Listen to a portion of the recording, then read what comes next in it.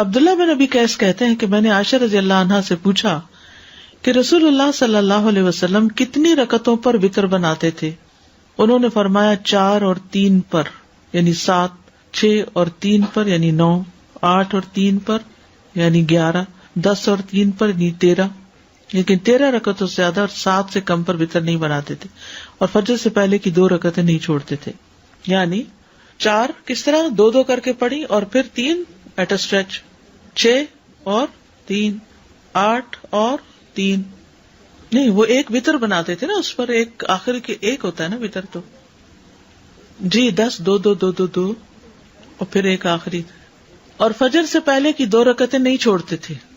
ٹھیک ہے، جو جتنی طاق تعداد میں چاہے وتر پڑھ لے.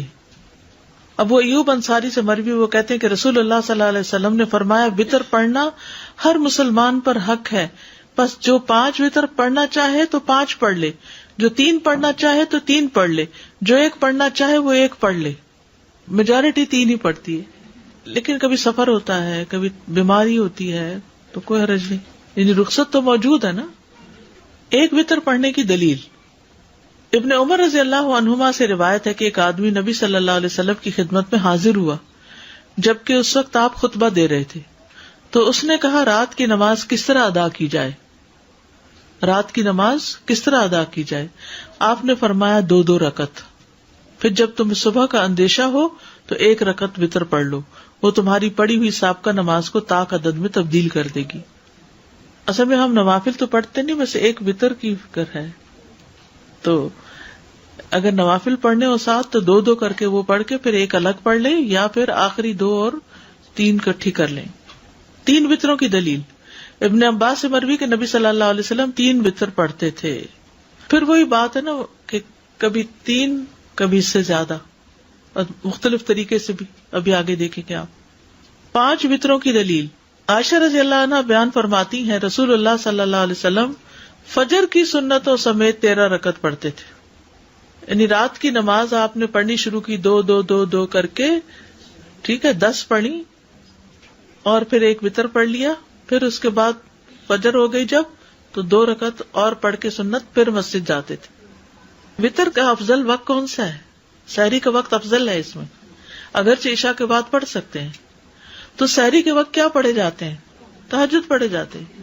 تو تہجد کے بعد جب وتر پڑھیں گے تو اس طریقے سے پڑھ سکتے ہیں. ٹھیک ہے، اور اگر وہ 11 رکعت جو ہے نا اور 9 رکعت، اس میں 1 وتر ہے اور باقی سب نوافل ہیں، تہجد کی نماز ہے، اور وہ ساری ملا کے اگر پڑھ رہے ہیں تو وتر ہی کہلا دیں گے، یعنی وہ نماز وتر ہے.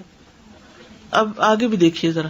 عائشہ رضی اللہ عنہا بیان کرتی ہیں کہ رسول اللہ صلی اللہ علیہ وسلم فجر کی سنتوں سمیت 13 رکعتیں پڑھا کرتے تھے.